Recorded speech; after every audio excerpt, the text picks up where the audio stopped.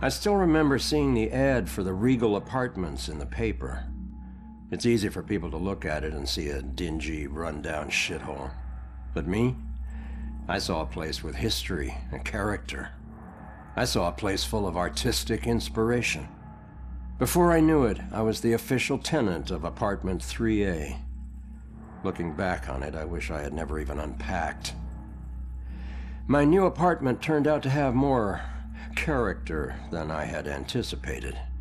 The carpets were occasionally soggy, the pipes were rusty, and I could hear the tenant below me banging against the walls and screaming at the top of his lungs. Sure, there were other problems with the place, but they just added to its charm. They were things I could live with. What I couldn't live with was showering in brown water, mysterious leaks molding the carpet, and obnoxious neighbors. I called the plumber, who arrived just as I was about to have a word with the people downstairs. When I showed him the wet spots on the carpet, he scratched his head and explained that nothing was leaking, and that the reason for the wet spots was most likely due to me spilling something and not realizing it. Did this guy take me for an idiot?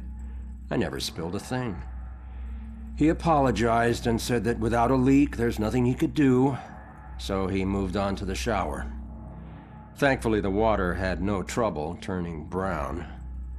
He thought it could be an issue with a rusty boiler and went to check it out. I took the opportunity to address the tenants below. I knocked on the door, but no one answered. In fact, I couldn't hear anything at all. I tried the door, expecting it to be locked, but it just swung open. I was shocked to find it completely empty. That's when wet footprints began to appear on the floor. They were headed right for me. Just then I could hear the plumber scream from the boiler room downstairs. By the time I ran down there, he was long gone, but he had discovered the source of the brown water. Packed into the old, rusty boiler was a bloated, decomposing corpse. The police are still investigating the homicide, and the landlord has promised to renovate the boiler room.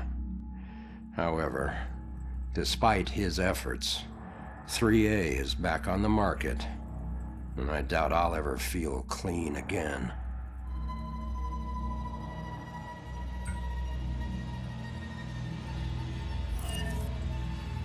Well, it was somewhere around noon on a Sunday when I got a call from the pastor. He was looking for someone to fix up the old church.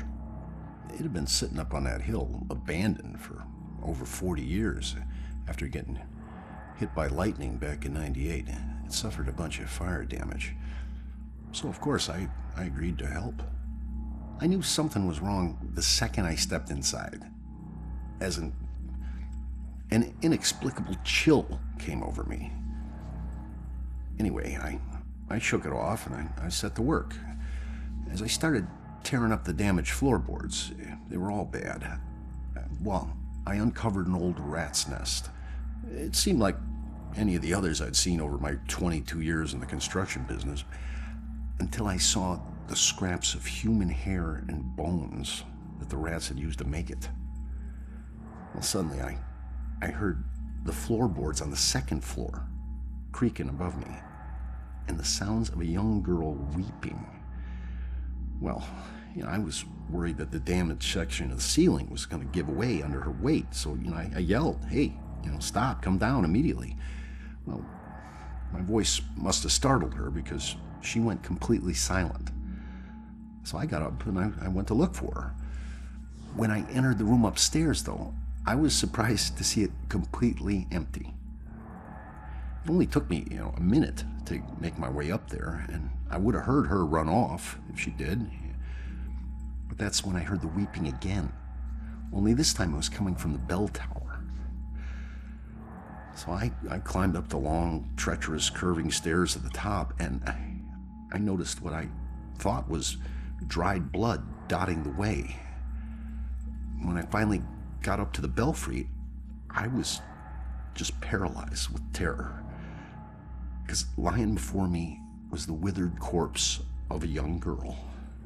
Judging by her sun-bleached clothes and weathered bones, it seemed like she'd been lying there for the better part of those 40 years the place had been empty. The rats, They picked her bones clean. I took off running. I didn't stop until I got all the way to town. The ravages of time made it impossible for the authorities to get any identity on this girl. It seems Salem will never know who killed her. Some people still claim to hear her weeping there. As for myself, I never went back.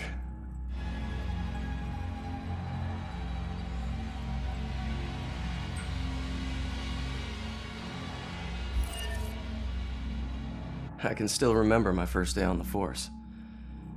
Salem PD was in this tiny building on the edge of town. It was old, crowded, and completely insufficient to handle the day-to-day operations. Protecting Salem was getting harder and harder. Finally, the city decided to convert the old armory into our new headquarters. And when we finally moved in, I couldn't believe how big and modern the place was. Not bad for one of the first buildings in Salem. Plus, it just felt right. It used to be the city's first line of defense in a wild frontier, and now it had resumed its post once again, only this time in a modern world. The first week was a little chaotic as we settled in. One officer reported that someone had removed his gun from his locker. It took him 20 minutes to track it down, and when he did, he found it leaning against the wall in one of the unoccupied offices. Also, the late-night station operator reported a strange phone malfunction. Occasionally, when someone would call in to report a shooting, the recording would just stop. The call would cut out, and the voice of the panicked caller would just loop over and over again until the phone was unplugged. Soon it was pretty clear that these strange occurrences weren't just honest mistakes or faulty phone lines. One evening, the medical examiner came running down the hall in tears. She noticed that her scalpels and other tools had gone missing. She went to get more from the cabinet, but stopped cold at what she saw in the reflection. A ghostly silhouette of a Civil War soldier was standing over one of the corpses. She spun around. It was gone. She barely noticed how cold the room had gotten before running off. Of course, the guys didn't believe her. Hell, I didn't either. Till I saw it with my own eyes. I was working late and got up to get more coffee. As I rounded the corner, I saw it in the reflection of the trophy case. It was staring right at me. He lifted an old, ghostly rifle and pulled the trigger. The trophy case fractured into a spider web of cracked glass, and I took off running. The captain didn't believe me and docked my next paycheck to replace the glass. I didn't care if people thought I was crazy. I know what I saw. People sometimes ask me if anyone else has seen it since, or if the specter still roams the halls. I always tell them the same thing. I wouldn't know. I transferred to Boston.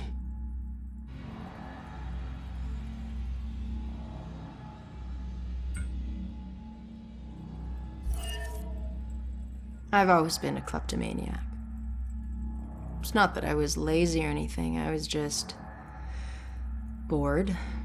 Stolen goods were always more interesting to me. I could just look at whatever it was and relive the exciting memory of the theft itself. Sometimes I was worried that I'd get caught. Other times I was riding an adrenaline rush. But it wasn't until the last thing I ever stole that I truly felt afraid. I remember it like it was yesterday, despite the years I've been trying to forget it.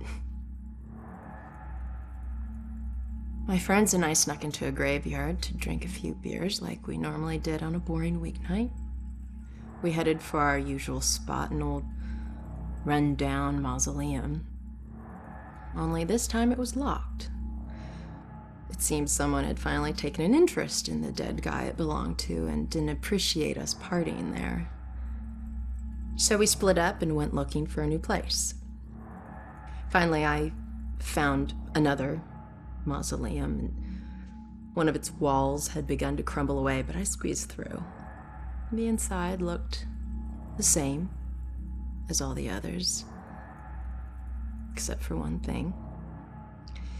Lying there on top of the central tomb was a dusty frame that contained a wreath made of elaborately braided rope.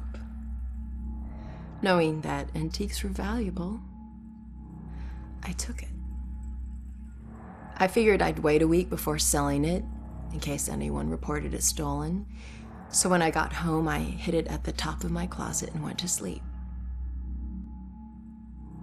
That night, I had horrible nightmares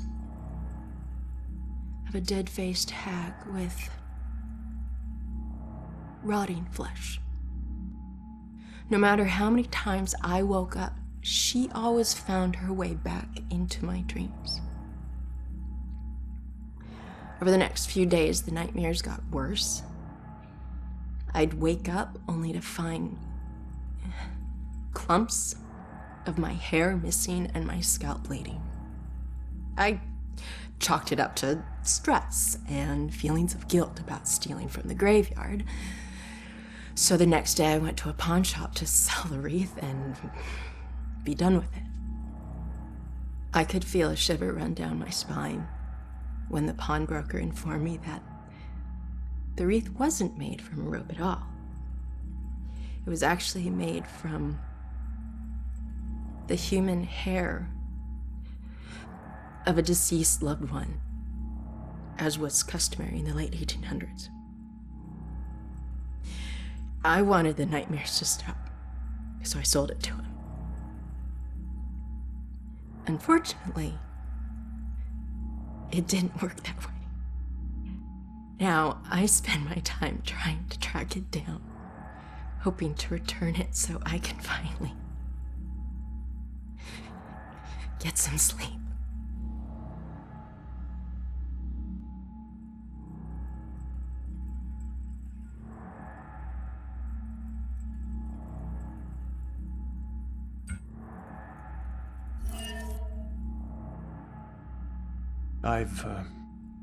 I've had a long career working as a state inspector for the Department of Mental Health. During that time, I've been to a lot of institutions, and I have seen a lot of horrible things. But nothing even comes close to the evil events that I witnessed at Fairhaven Sanitarium, the place they now call Lux Eterna. I first arrived in 1926 to investigate claims of overcrowding and neglect. However, Fairhaven's reputation was tainted long before that. In 1911, Fairhaven opened its doors for the first time. A notoriously violent criminal by the name of Jack Yates was the hospital's first patient. He was to be the shining example of the hospital's ability to cure the mentally deranged. However, when the superintendent's family was visiting one day, Yates broke free from his restraints, and he killed the man's wife. Since then, no one knows what happened to Yates or the superintendent. Well, that is, until now. Superintendent Wallace Halstead greeted me at the door. He seemed as empty and unkempt as the patients he lorded over. And as I conducted my evaluation, I couldn't help but notice how nervous he got when I passed by a small broom closet. And naturally, I felt it necessary to find out why. When I opened the door, I was hit by the overpowering smell of human excrement. As the light flickered on overhead, I was horrified at what I saw. A withering man lay shackled to the floor in a pile of his own filth. Years of sunless existence had turned his skin, hair, and eyes milky white. He'd been chained there for so long that his skin had grown over the shackles. It took me a moment to realize that the husk of a man was Jack Yates. The police arrived and Dr. Halstead was carted off. Doctors moved Yates from the small room for the first time in 15 years. The floor beneath him was permanently stained with the shape of his silhouette. They tried to remove the shackles from under his skin, but the shock of it all was too much for him. He died the next day. I watched as they walled up his tiny prison, trying to pretend that it never happened. I honestly hope he's in a better place, although the staff still claims to hear his agonizing wails coming from inside the walls.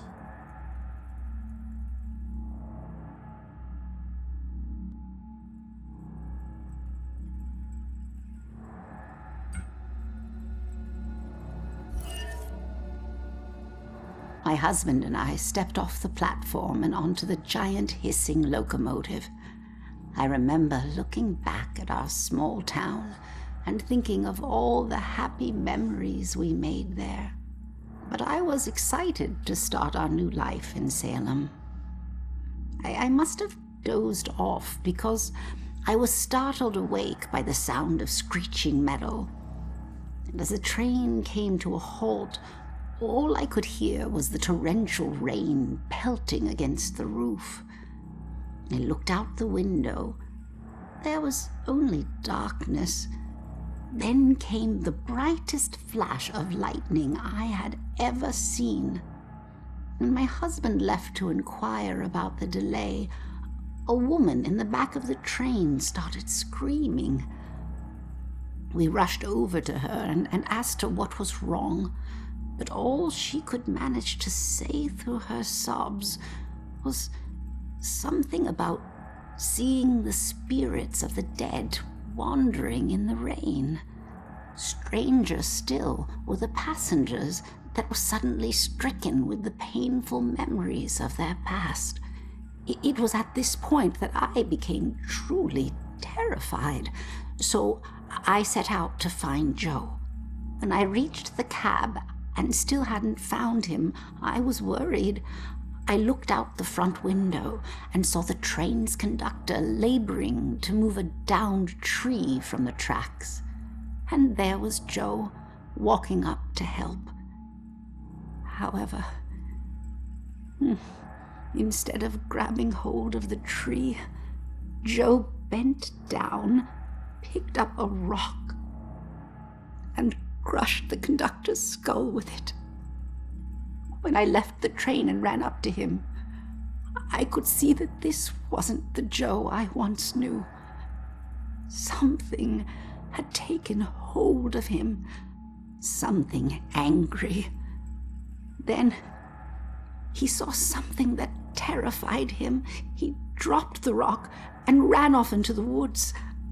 However, right before he disappeared into the trees, during a bright flash of lightning, I thought I saw something chasing him, hunting him. I can only describe it as a ghostly specter, cloaked in black. But more likely than not, it was just a shadow. The authorities spent days combing the woods for Joe, but he never turned up. I tried to go back home, but the memories were too painful.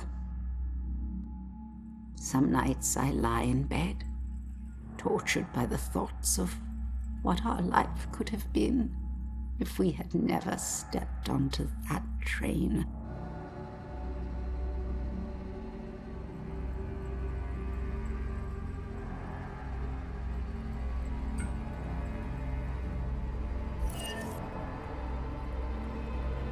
Salem wasn't the most exciting place for a couple of rambunctious 13-year-olds. And playing with my friends after school, they usually required a healthy dose of imagination to spice up the underwhelmingly bleak landscape. To us, Salem's history was just a bunch of creepy stories and tourist attractions.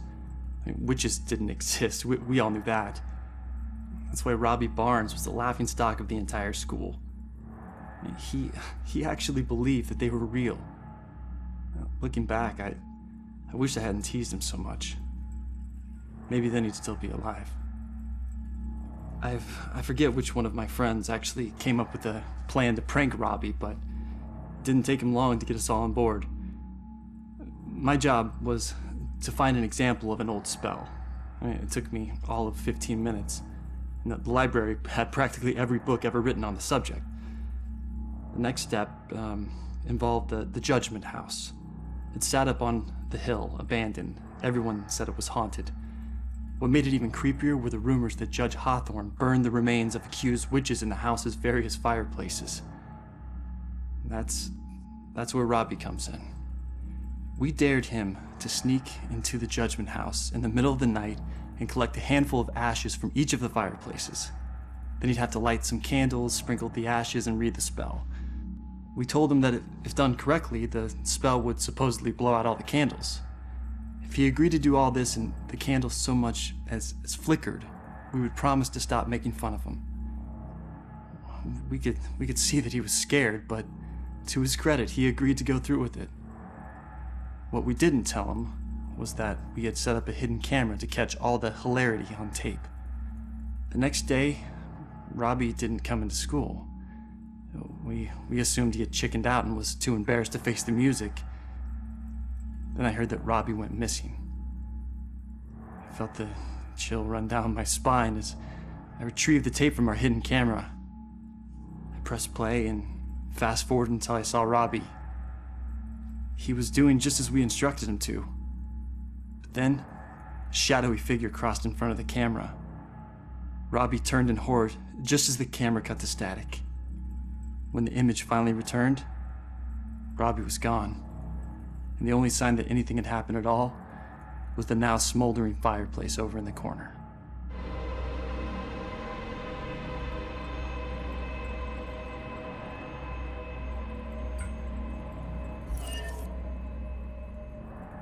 I've all seen them by the side of the road. These unkept, smudged, hopeless people holding cardboard signs. Sometimes they have props.